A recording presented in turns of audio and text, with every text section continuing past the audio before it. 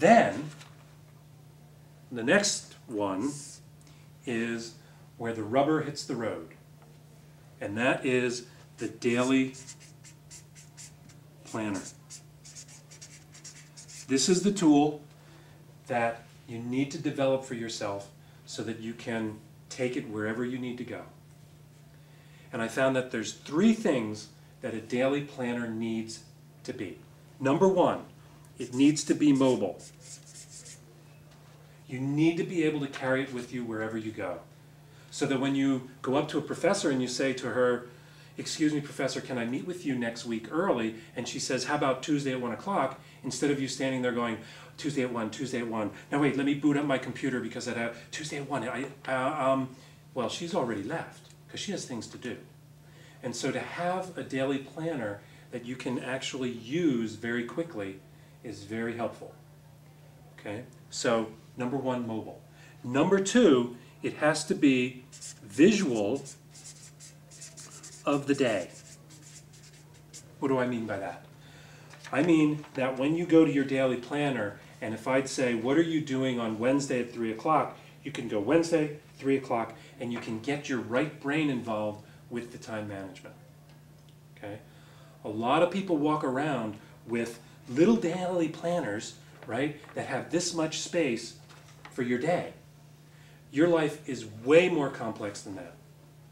And you need to upgrade your time management tools to really reflect how complex your life really is now.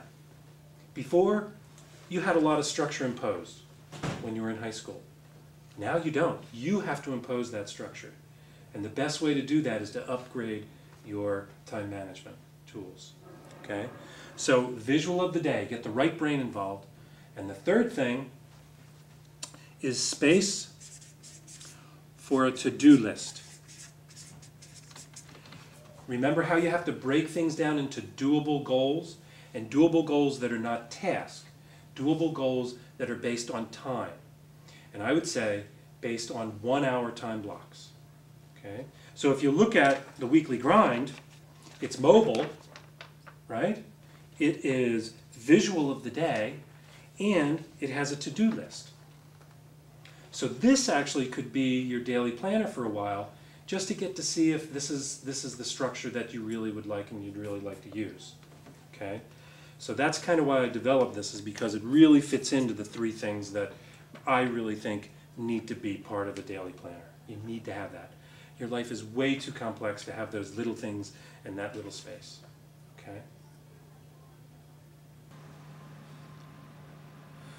The daily planner. This is where the rubber meets the road. What I would suggest you do, instead of spending a lot of money right away on a daily planner, is first take your flex schedule and make copies of it, or you can even run it through a scanner and do digital copies as well. And get those copies, put it in a little plastic binder, and then each week has 1 sheet for it. And if you take a look, those 3 things are very much represented here that I expect from a daily planner. Number 1, it's mobile. You can carry this wherever you go. Number 2, it's visual of the day, so that if I say, what are you going to be doing at 11 o'clock on Tuesday, visually you can really put that in. And then the third thing is it has to have space for a to-do list. So now what you saw, what we did was we took the big picture and we took all her major assignments and actually transferred them over into the weekly grind and the flex schedule, into the daily planner. And in that way, this can be hung on her wall, and this she can carry around with her.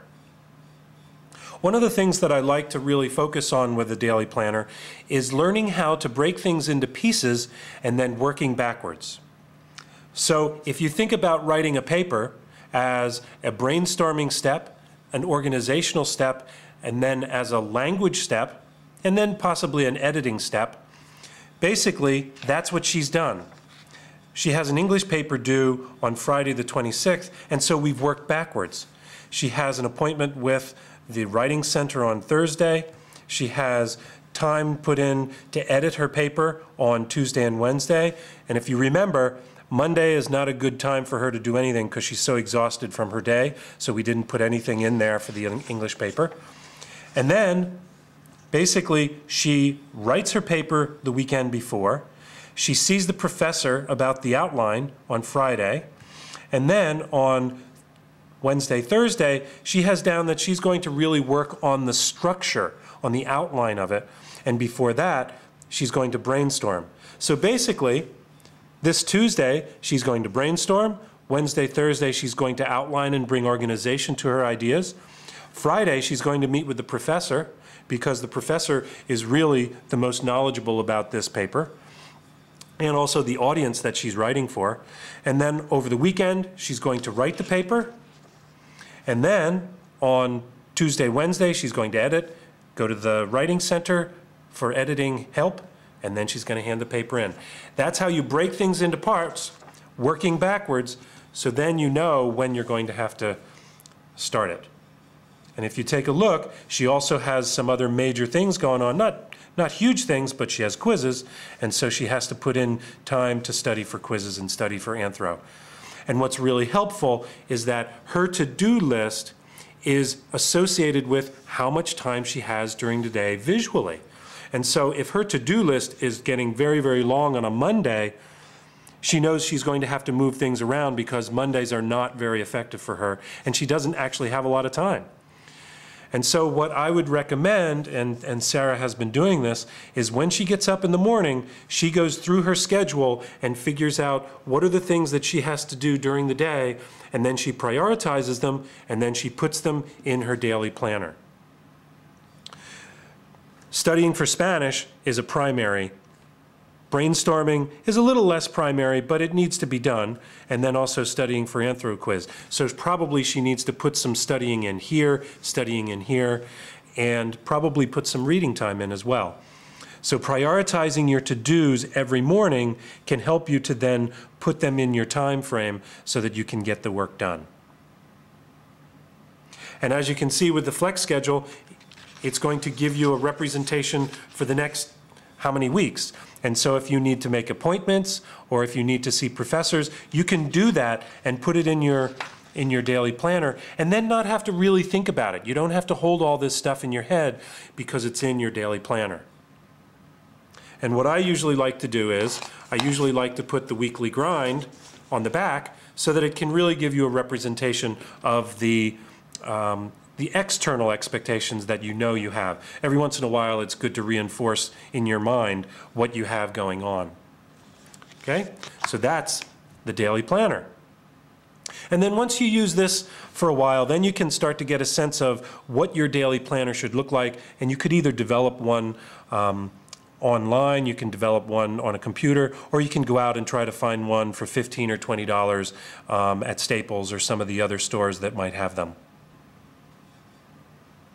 But remember, the daily planner needs to be three things. It needs to be mobile so that you can carry it wherever you go.